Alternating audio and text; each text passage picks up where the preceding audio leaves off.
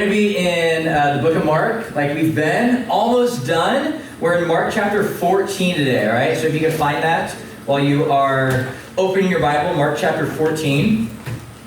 And I want to start off telling you a story about when I was younger. I was kind of nerdy, all right? And I collected not just Pokemon cards, but I collected Yu-Gi-Oh cards, all right? Does anyone know what Yu-Gi-Oh is? Like Yu-Gi-Oh cards at all? So some of you do. I didn't know a lot about Yu-Gi-Oh, but I collected the cards because that's what a lot of people did at the time. But my best friend, Anthony, he knew a lot about Yu-Gi-Oh, okay? And he knew how to play the actual card game. He knew which Yu-Gi-Ohs were which cards were the better cards to have. And there was one night specifically, we were having a sleepover and we pulled out our Yu-Gi-Oh cards and Anthony tried to get me to trade him a card that I had. You see, I had a card that was called Red Eyes Black Dragon. Okay? And I thought it was a pretty legit card. But Anthony had this card right here, if you could put it up on the screen. He had the 7 colored fish, all right? Now, look how majestic that is, all right? Looking at the description, it says it's a rare rainbow fish that has never been caught by mortal man, all right? So it sounds like a big deal, okay? He has this card, has 4 stars, all right? An attack of 1,800, defense of 800. I had no idea what that meant, but Anthony did, all right? Now, the card that I had was this next one, put it up there. It is the Red Eyes Black Dragon, okay? Now, it's more legit, okay? Because it has, 7 stars, an attack of 2,400, defense of 2,000. It's a ferocious dragon with a deadly attack, all right? So Anthony had the 7-color fish, and I had the dragon card. And I guess was very naive. I was not that smart. And Anthony tricked me into believing that I would want the 7-colored fish. All right. So he tells me how awesome it is, how it's like one of the most rare cards out there, how I got to do this trade. So I do the trade with him and I give him this awesome dragon card for this ferocious looking fish right here. And the second we make the trade, Anthony starts laughing. And I'm like, what are you laughing about? He's like, I just got you. I'm like, what do you mean? He's like, who would want the 7-colored fish? That's like one of the lamest cards out there. And you just traded this awesome dragon card, which I think was kind of like, shiny and stuff. So it was even like more legit. So I do this trade. He's laughing at me. And when it comes to trades, like you can't trade back, right? That's kind of like breaks the whole thing. So I was so upset with Anthony. I'm not going to lie, I cried a little bit. And then I ran down and I told my mom and she was upset with Anthony and she made him trade the card back to me. So it worked in the end for me, but now Anthony's upset with me because that goes against the rules. And I remember the rest of that night, that was a really awkward sleepover. But I was so frustrated with Anthony because he's my best friend and he just lied to me and he betrayed me. And I wanted to talk about the story as we jump into Mark chapter 14, because we are going to read about some of Jesus's friends. We're going to read about Judas. We're going to read about Peter. We're going to read about James, John. They were friends of Jesus, but just because they were friends of his did not mean that they would not betray him, because they did. And we're going to see a few stories today of their betrayal, of their disloyalty.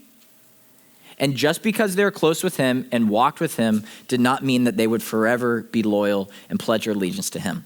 So I want to tell you a few things that will help us understand the text before we jump in about loyalty. You can write these down if you want, but the first thing, throw it up on the screen, please. The first thing to know about loyalty is just because you consider yourself a friend of Jesus now does not mean you will remain loyal later. And this is so important to me because I grew up here at ElevenTwelve. I started going to North Coast when I was in 4th grade, actually.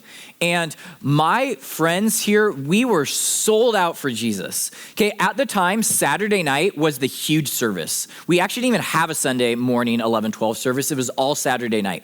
So there would be 80, 90 students show up, probably a little more than that, and all the core students, all right? There'd be 40 or 50 of us that would hang out every single Saturday night. We'd actually rotate between whose house we were gonna hang out at. And it's funny, during that time, Facebook was a big thing. So we would like create Facebook events about whose house we were going to hang out at 11:12 afterward. And it would rotate and we would have a lot of fun. We would even sometimes plan our own camping trips. We would plan our own worship nights. We wouldn't have leaders there, but we would worship God. A student would just pull out their guitar and we would all sing. We would do devotionals, just the students, no leaders. We were sold out for God. And I tell you that because years later, reflecting, probably about half of us are still following God now. You see, we were loyal to God then. Everybody was, but something changed. What changed? How come half of the people aren't loyal anymore? I was also thinking about this because I worked in junior high for about 11 years. And we would have our SALT and Light leadership teams, and SALT would always go to Big Bear or someplace at the end of the year. And I would tell every student, this is awesome that you guys are here. This is awesome that you read the New Testament. It's so great to see you worship, to see you serve. But I've been doing this long enough to see that about a quarter or a third of you are not going to go to 910. And I say, what if you changed? What if, despite the hard parts of high school, you still were committed in your faith?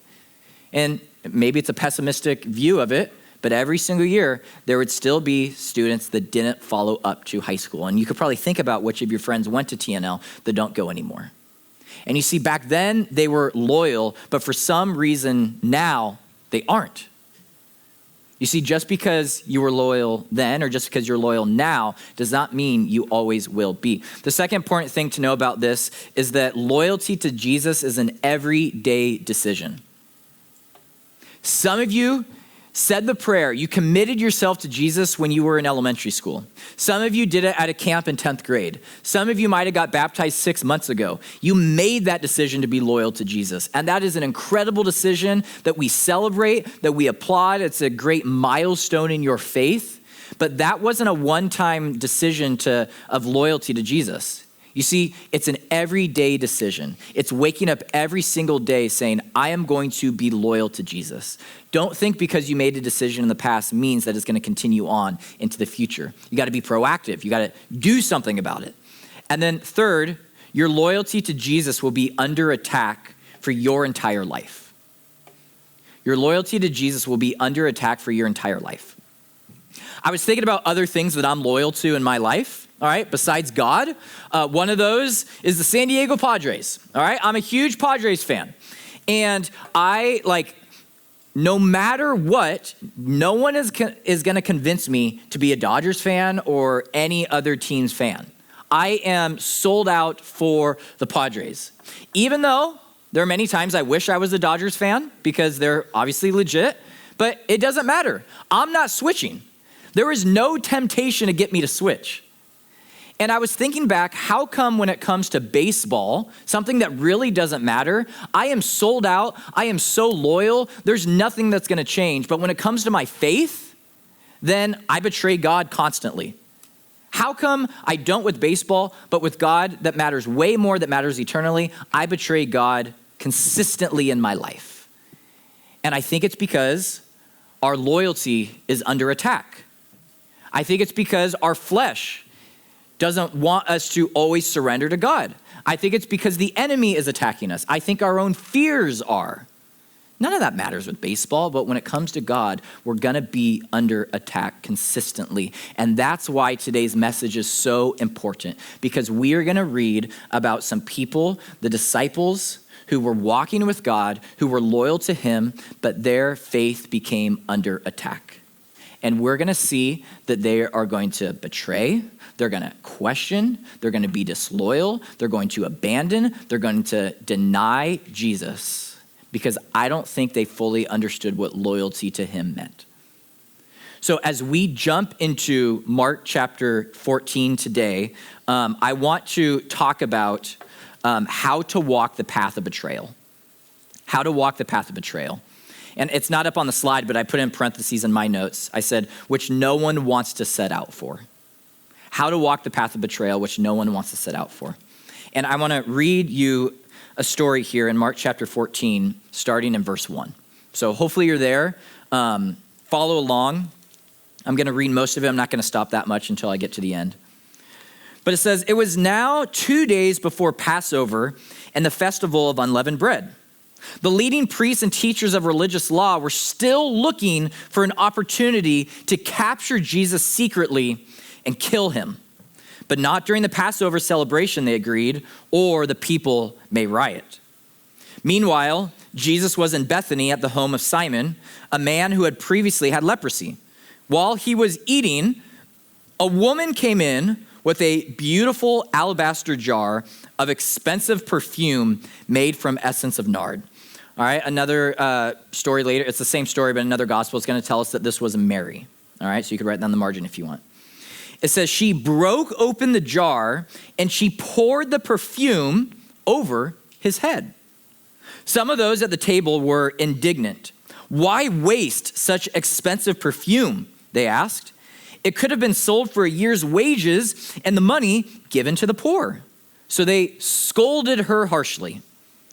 But Jesus replied, leave her alone. Why criticize her for doing such a good thing to me?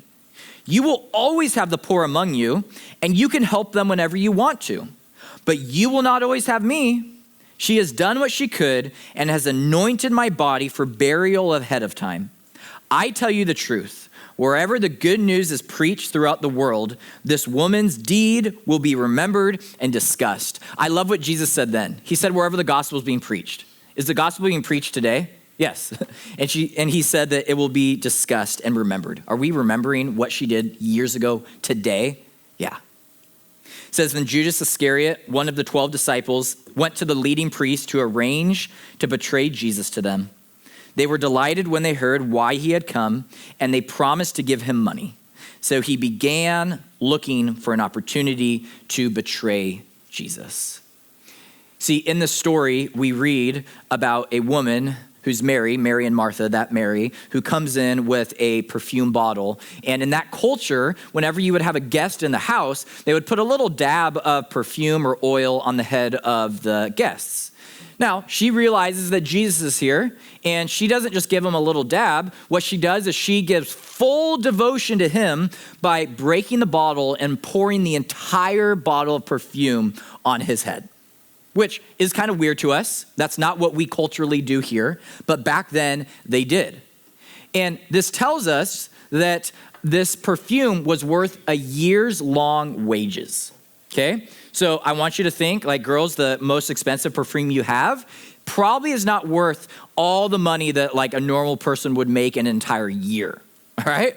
But this is what she had, this is what she broke, and this is what she poured on the head of Jesus. And Jesus is actually going to say that what she did was admirable. He says that it was actually preparing him for burial. He had said that he was going to die, and she had trust in that, and she believed in that. The other disciples, they doubted that, but she said, he said it, so I'm preparing him. So she pours that, but then you have Judas and the other disciples in the story that criticize her. Why waste the money? Why break that open? You know what we could have done? We could have sold that, got a bunch of money, and we could have given that money out to the poor. Now, the other version of the story tells us that it was Judas more saying that. And Judas was trying to give this perception that he was all good, that he cared about the poor. But scripture actually tells us that he was in charge of the money and he would often steal money out of it. So he's trying to give this perception of like, hey, we should sell it. We can give it to the poor. No, he's trying to say, I can actually steal more of the money now because, or there would be more money there. We see Jesus criticize Judas and the disciples, but we see him give praise to Mary in this story. And what I want us to see from this part, when it comes to how to walk the path of betrayal, number one, you're going to care too much for the things of this world. You're going to care too much for the things of this world. And Jesus speaks to this. He actually spoke to it previously in the Gospels. In Matthew, here's what he says, if you could put the verse up. He's in the Sermon on the Mount. Here's what he says in Matthew 6, starting in verse 19. Don't store up treasures here on earth where moths eat them and rust destroys them and where thieves break in and steal. Store your treasures in heaven where moss and rust cannot destroy and thieves do not break in and steal. Wherever your treasure is, there the desires of your heart will also be. You realize Judas in the story cared way more about storing things up here, getting things for himself. He did not listen to what Jesus said in this verse. Now, the next verse, a couple verses later, Jesus continues and he says, no one can serve two masters, for you will hate one and love the other. You will be devoted to one and despise the other. You cannot serve God and be enslaved to money. You realize Judas was trying to do both. He was trying to be loyal to God. He wanted to be loyal to Jesus, but he also cared so much about money and he was greedy. He cannot do both. Jesus says this here. And I wonder for us in this room, if we are people that are trying to serve multiple things. We're trying to serve God. We're trying to be loyal to him, but you also care about the things of this world. You care about maybe money. You care about possessions. You care about attention. You care about influence. And Jesus is going to say, you can't do both. You got to choose. If you're going to try to do both, ultimately your loyalty to Jesus is going to just go fully the other way. And we see that with Judas here. It says that he went to betray Jesus. Let me ask you guys out there, are you caring too much for the temporary? Or are your eyes focused on the eternal? Where is that? What's so interesting in the story is Judas says, you are wasting the perfume. In John chapter 17, verse 12, if you could put that up on the screen, Jesus is praying to God the Father. And he says this, while I was with them, I protected them, talking about the disciples, and kept them safe by that name you gave me. None has been lost except the one doomed to destruction so that scripture would be fulfilled. I underline the word destruction because if you translate the word destruction used here and the word waste used by Judas in the passage we read, it's actually the same word. And basically what Jesus is saying here is Judas was concerned about wasting the perfume, but Judas wasted his life. Don't waste your life. Don't waste your life on the things of this world. James 4:14 says our life is a mist, right? You care so much about your life. You care about looking good. You care about your grades. You care about doing well in your sports teams. You care about your future. You care about all these things. And James says, what's your life? Just a spray of Febreze. That's your life. Oh, you see it? Oh, it's gone instantly. That's your life. Your life here on earth is that, but you have an eternity forever. Don't waste your life. That's what Judas did here. Now, after this, the Last Supper is going to happen. The disciples are going to sit around that table. They're going to have their Passover festival. And at this dinner, Jesus is going to tell all of them that someone here has betrayed me. And they're all like, wait, who? Is that me? Like, have I done it? They did not suspect Judas at all. Because I think sometimes the people that betray God are those that you don't expect. I think some of you have friends that are close to you, that are close to God right now, or at least you think that they're going to betray God, and you don't even realize it. That's why I think it's so important to check in with our friends, to constantly ask how their faith is, to hold them accountable. That's why life groups are so important. Don't think, oh, because they worship, they're on the worship team, because they're always here, they always have their Bible open, they're never going to betray God. Guys, can I tell you that I know so many people in my life that read all the time, that worshiped, they don't follow God anymore. Check in with them, hold them accountable, ask them the tough questions, because sometimes the people you don't expect are the ones that betray Jesus. So after they eat, Jesus is going to walk down with the disciples to the Garden of Gethsemane. And here is where he is going to pray to God the Father 3 times that the cup would be taken from him, that he wouldn't have to die on the cross. The Bible tells us that he was so anxious that he's sweating blood. He does not want to go to the cross. He knows the pain that's going to be there, and not just the pain of the physical pain. You guys realize that the pain of Jesus on the cross was way more than the physical. Have you ever felt guilty in your life? Right? You feel bad because you did something sinful. Imagine the guilt of every single person that has ever existed in the history of the world or ever will exist. Jesus felt that guilt on the cross. I think that pain was way worse than the physical pain. And he knows that's coming. And he's in the garden and he's anxious. He knows anxiety. If you wrestle with anxiety, Jesus knows that. He's been there too. But as they are walking down to the garden, Jesus has a conversation with the disciples. And here's what he says in Mark chapter 14, starting in verse 27. It says, on the way, Jesus told them, all of you will desert me. He's saying, all of you are going to betray me. All of you are going to be disloyal to me. You're going to abandon me. For the scriptures say, God will strike the shepherd and the sheep will be scattered. But after I am raised from the dead, I will go ahead of you to Galilee and meet you there. Peter said to him, even if everyone else deserts you, I never will. Jesus replied, I tell you the truth. Peter, this very night, before the rooster crows twice, you will deny 3 times that you even know me. No, Peter declared emphatically, even if I have to die with you, I will never deny you. And all the others vowed the same. And if you know your Bible stories, you know that Peter will deny Jesus that very night. You know that Jesus soon, we're not going to read it this morning, but is about to be arrested. And he's about to be taken off and the disciples are going to abandon him. Peter is going to follow behind, but he's not going to get right there as they arrest him. And he's going to sit outside of the courtroom and he's going to be around a fire. And a little young girl is going to say, I know you. You were one of his disciples. You followed Jesus around. And he's afraid of a little girl. And he's going to deny that he even knows who Jesus is. So the words that Jesus said actually happened. He was weak. And more than that, he didn't consider his weaknesses. If you want to walk the path of betrayal, number 2, you're going to fail to consider your own weaknesses. When I was in 8th grade, about to go into high school, I went to Vista High. And I was nervous, though, to go to Vista because of Trash Can Tuesday. All right? And I was told that every single freshman, every Tuesday, was thrown into a trash can by a senior. All right? So I was already afraid to go to Vista because of that. Also because I heard there were shootings and stabbings every day. So obviously that wasn't true. But that's what I was told as an 8th grader. But I'm afraid to be thrown into a trash can.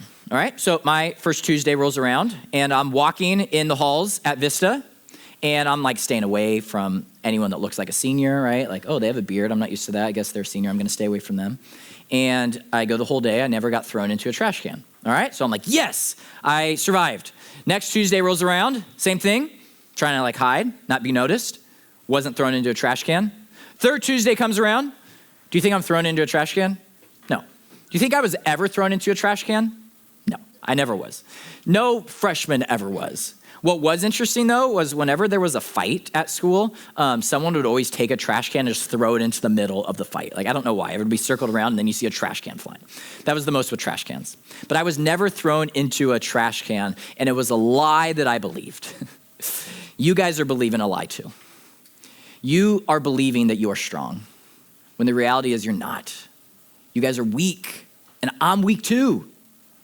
And if we don't believe that, that is going to set us up for failure. You look throughout human history, you see that people constantly fail, people constantly fall. The heroes that we read about in scripture all sucked. They all failed, every single one of them, because they're not the true hero. They all pointed to Jesus, right? Why do we think that we're stronger than the biblical heroes of scripture? We're not. We're weak. But we believe we're strong. We believe, right, like influencers that say we're strong. We believe Disney that says, like, just believe in yourself. Like, no, that's stupid. Like, stop believing in yourself. That gets you nowhere.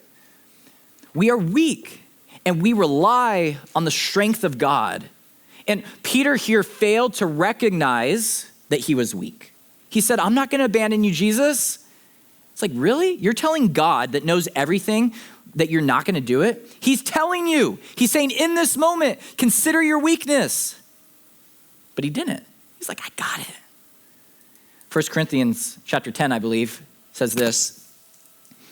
If you think you are standing strong, be careful not to fall. The temptations in your life are no different from what others experience. You realize that? There's people that sin and we judge them. That's kind of our natural thing to do is we judge people when they mess up. I think it makes us feel a little better, right? It says the things that got them to fall are the same things that are going to get you to fall. Don't judge them. Just consider your own weaknesses. Realize what you need to do in your life. Realize the things that you need to stay away from, right? Because you're going to fall if you do not listen to that advice. This verse continues, and it says this in part B, God is faithful. He will not allow the temptation to be more than you can stand. When you are tempted, he will show you a way out so that you can endure, right? God provides us ways. We got to make that decision. You may not be strong, but you know what you can be is you could be courageous, right? To be a Christian takes courage. I'm going to courageously take this way out. Earlier at the very beginning, I said that loyalty to Jesus is an everyday decision. I kind of want to revise that. It's an every moment decision. It's a every second decision that right now I'm going to remain loyal.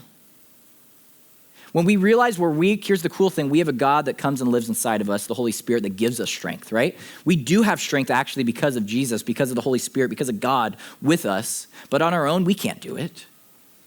Consider your weakness. That is not what Peter did in the story, and I believe that is why he failed. He could have paused right there. He could have been like, all right, well, Jesus, then tell me, what can I do so I don't abandon you? Do I need to pray right now? Do I need your strength? Do I need your courage? He just said, God, I got it. Don't act like you got it. You got to pray. You got to set things up in your life so that you do not fall. If you think you're strong, that's what's going to set you up for failure. It's kind of been negative so far, I'm not going to lie. I want to transition this in the last couple of minutes we have about talking about the path of disloyalty, but let's now talk about the path of loyalty because we see Jesus' ultimate loyalty to God the Father on the cross, right? He died on the cross. He sacrificed himself. He could have called angels down to kill everyone, to stop them. He didn't do that because the will of God was for him to die on the cross. He surrendered himself. And I believe he won that battle on the cross because of what happened here in the garden. Continuing here in Mark chapter 14, says, verse 32, they went to the olive grove called Gethsemane, and Jesus said, sit here while I go and pray. He took Peter, James, and John with him, and he became deeply troubled and distressed. He told them, my soul is crushed with grief to the point of death. Stay here and keep watch with me. He went on a little farther and fell to the ground, and he prayed that if it were possible, the awful hour awaiting him might pass him by. Abba, Father, he cried out, everything is possible for you. Please take this cup of suffering away from me. Yet I want your will to be done, not mine. Then he returned and found the disciples asleep. All right, so we've read about Judas's betrayal and failure. We've read about Peter's. It's going to happen a little bit afterward, but we know it's going to happen. And now here, Peter, James, and John, they fall asleep. What did Jesus tell them to do? Stay awake with me. Pray with me. Watch with me. They were disloyal. Their fatigue took them out. He said, what are you doing? Wake up. And this pattern is going to repeat. He's going to go 2 more times and he's going to pray, and the disciples are going to consistently fall asleep. You see, Jesus won the battle on the cross, I believe, because of his prayer life now. Peter failed, I think, because he was falling asleep. I want you to write this down. You could put it up there on the screen. How to walk the path of loyalty. Follow the path of Jesus in the garden. Be alert and active in prayer before the crisis. Then daily choose him. Don't wait till the crisis happens in your life. Don't wait till it's a moment for you to decide if you're going to be loyal. Pray now. That's where the spiritual battle is often won, is before the crisis. I think that's why Jesus succeeded on the cross, because of his prayer now. Let's be active. Let's be alert. That's what we have to do so that we do not fall, so that we could stay faithful to Jesus. As I wrap this up, the sad news is Judas is going to betray Jesus, right? And he's going to then feel guilty after all happens, and he's going to commit suicide. Where Peter, on the other hand, he failed Jesus here. He was disloyal to him, but that wasn't the end of his story. He's going to be restored later on. It's a powerful passage. He's going to go on to lead the church. 3,000 people are going to be baptized because of his message. Church history is going to tell us that he actually is going to be crucified upside down because he did not want to be crucified the same way that his God was. And he did give his life to God. So I'm speaking to a room full of people that have probably betrayed God before, but that does not have to be the end of your story. There is grace that is found. This is not meant to be a condemning sermon at all. This is meant to tell you to run to Jesus even in your betrayal, and you will probably betray him again, but then you find Jesus there waiting for you with his arms open wide. There's supposed to be change that happens as Christians, but the good news is there's grace there for you. So if you feel guilty in this moment, get rid of that guilt. It's not needed. That was taken for on the cross. Just run to the arms of God that is there ready and waiting for you to team up with him again, to change this world. Let's be loyal to God. He is eternal. The things of this world really do not matter. Do not waste your time while you're here in this very short time on earth. So Jesus, I pray that we could be people that are alert in our faith. We could be proactive in prayer, that we can be courageous people. We recognize our weakness, but we know that you actually can give us strength, that you are there with us, God. I pray that we rely on you. We take heed to everything that you say. God, I pray that we could be people that are loyal. I pray that nothing else matters except our loyalty to you. It's in your name we pray.